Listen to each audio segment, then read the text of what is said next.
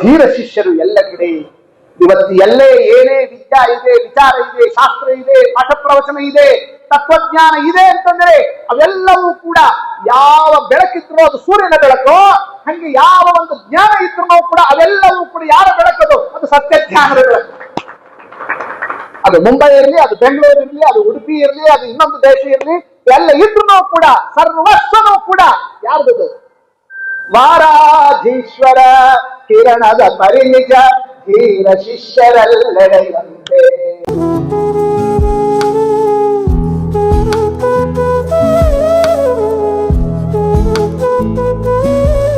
ಉತ್ತರಾದಿ ಸ್ವಾಮಿಗಳ ಹತ್ರ ವಿದ್ಯಾಮಾನ್ಯರು ಓದ್ಲಿಕ್ಕೆ ಅಂತ ಹೋದಾಗ ಎಲ್ಲ ಓದಿ ಮುಗಿದ ಮೇಲೆ ಬೇರೆ ಬೇರೆ ಸ್ವಾಮಿಗಳು ಇದ್ರು ಕಾಣುತ್ತೆ. ಓದುವರು ಏನ್ ಬೇಕು ಅಂತ ಅವ್ರು ಕೇಳಿದಾಗ ಒಬ್ಬೊಬ್ರು ಒಂದೊಂದು ಹೇಳಿದ್ರಂತೆ, ಅದು ಬೇಕು ಇದು ಬೇಕು ಅಂತ. ಕೊನೆಗೆ ವಿದ್ಯಾಮಾನ್ಯತೆಗೆ ಏನ್ ಬೇಕು? ನಿಮ್ಮ ಅನುಗ್ರಹ ಬೇಕು ಅಂತ ಅಂದ್ಬಿಟ್ಟು ತಲೆ ಮೇಲೆ ಕೈ ಇಟ್ಟು ಕಳಿಸಿಕೊಟ್ರಂತೆ. ಅದರಿಂದ ಆ ಮೂಲೆಯಲ್ಲಿದ್ದಂತ ಭಂಡಾರಕೇರಿ ಮಠ ಉತ್ತರ ಭಾರತದಲ್ಲಿ ಯಾರು ಕರಪಾತ್ರಿ ಸ್ವಾಮಿಗಳ ಕಿವಿಗೆ ತನಕ ಬಂದ್ಬಿಡ್ತು. ಆ ಕರಪಾತ್ರ ಸ್ವಾಮಿಗಳು ಕೂಡ ಭಂಡಾರಕೇರಿ ಮಠ ಅಂತಂದಾಗ ಚಳಿಗಾಲದಲ್ಲಿ ಬೆವರುತ್ತಿದ್ರಂತೆ. ಅದು ಯಾವುದು ಅಂತಂದ್ರೆ ಅಧ್ಯಾಪಕರ ಅನುಗ್ರಹ ಅವರ ಮೇಲಾದದ್ದು. ಅದೇ ರೀತಿಯಲ್ಲಿ ರಾಮಚಂದ್ರ ತಾನೀಗ ಹೊರಟಾಗ ಏನ್ ಮಾಡಿದ ಅಂತಂದ್ರೆ ಮಹೀಂ ಮುಂಚನ್ನೆ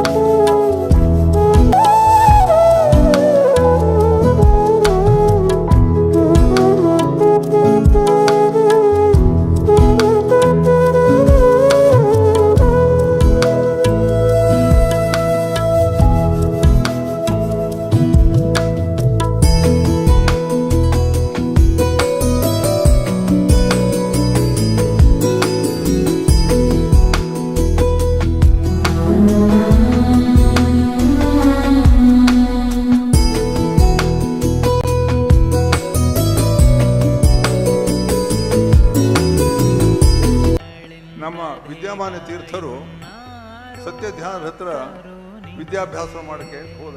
ಎಲ್ಲರೂ ನನ್ನ ಹತ್ರ ವಿದ್ಯಾರ್ಥಿಗಳಾಗಿ ಬಂದಿದ್ದಾರೆ, ಆದರೆ ನೀವು ವಿದ್ವಾಂಸರಾಗಿ ಬಂದಿದ್ದೀರಿ. ಆದ್ದರಿಂದ ಯಾರನ್ನೂ ನಾನು ತಯಾರು ಮಾಡದೆ ಇದ್ದಷ್ಟು ನಿಮ್ಮನ್ನು ತಯಾರು ಮಾಡ್ತಕ್ಕಂಥ ಜವಾಬ್ದಾರಿ ನನ್ನ ಮೇಲಿದೆ. ಹಾಗೆ ನಿಮ್ಮನ್ನು ತಯಾರು ಮಾಡ್ತೀನಿ ಅಂತ ನಮ್ಮ ವಿದ್ಯಾಮಾನ್ಯ ತೀರ್ಥನ ತಯಾರು ಮಾಡಿದ್ರು. ಆ ವಿದ್ಯಾಮಾನ್ಯ ತೀರ್ಥರು ಏನು ಪೇಜಾರ ಸ್ವಾಮಿ ಉಪದೇಶ ಮಾಡಿದ್ರು, ಅವರು ನಮಗೇನು ಉಪದೇಶ ಮಾಡಿದ್ರು ಅದನ್ನು ನಾವು ಯಥಾಯೋಗ್ಯವಾಗಿ ಮಕ್ಕಳಿಗೆ ಹೇಳಿದ್ದೀವಿ.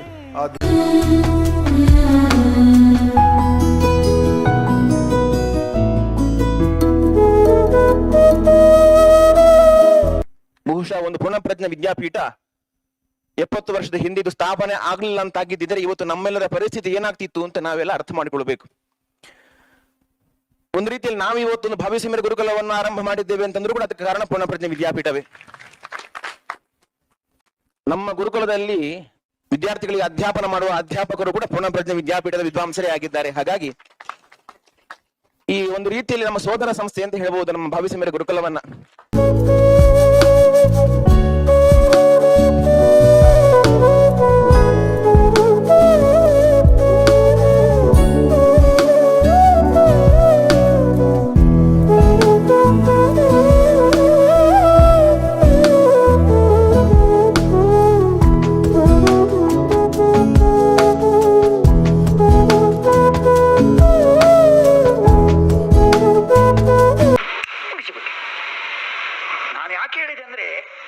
ಸತ್ಯಜ್ಞಾನದಿಂದ ಬಳುವಳಿಯಾಗಿ ಬಂದಂತಹ ವಾದ ದೀಕ್ಷೆ, ಪರಮತ ಖಂಡನ ಮಾಡೋ ದೀಕ್ಷೆಯಲ್ಲಿ ತನ್ನ ಮಾನ ಮರ್ಯಾದೆ ಯಾವುದನ್ನೂ ಲೆಕ್ಕಿಸದೇನೆ ಕೆಳಗೆ ಕೂತ್ಕೊಂಡು ವಾದಕ್ಕೆ ತಯಾರಾದ್ರಲ್ಲ ನಾವು ಕೈ ತಪ್ಪಾಡಿದಂತ ಅಭಿನಂದಿಸಬೇಕು. ಇದು ಪ್ರತ್ಯಕ್ಷ ನಾನು ಸಾಕ್ಷಿ, ಬೇರೆ ಯಾರಾಗಿದ್ರು ಸಾಧ್ಯವಿಲ್ಲ. ಅದು ಈಗ ಕುಡಿಸಿದ್ದಾರೆ, ಅಲ್ಲಿ ಪಕ್ಕದಲ್ಲಿ ನಾವು ಕೂತ್ಕೊಂಡಿದ್ದಾನೆ ಪ್ರತ್ಯಕ್ಷ ಸಾಕ್ಷಿ. ಇದಕ್ಕೆ KC ವೇದವ್ಯಾಸ, ಖೇಡ ವೇದವ್ಯಾಸಾಚಾರ್ಯರು ಅಂದಿದ್ರು ಆ ಸಂದರ್ಭದಲ್ಲಿ.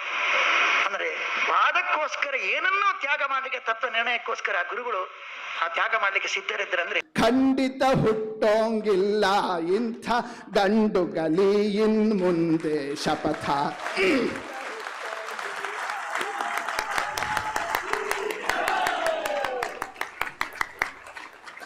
ಖಂಡಿತ ಹುಟ್ಟೋಂಗಿಲ್ಲ ಇಂಥ ಗಂಡು ಗಲಿ ಇನ್ ಮುಂದೆ ಶಪಥ. ಕೊಂಡಾಡಲು ಈ ಗುರುವೈಭವವ, ಕೊಂಡಾಡಲು ಈ ಗುರುವೈಭವವ, ಪುಂಡರಿಕಾಕ್ಷನು ರುಚಿರದಿ ಒಲಿವ ಸತ್ಯ ಧ್ಯಾನರ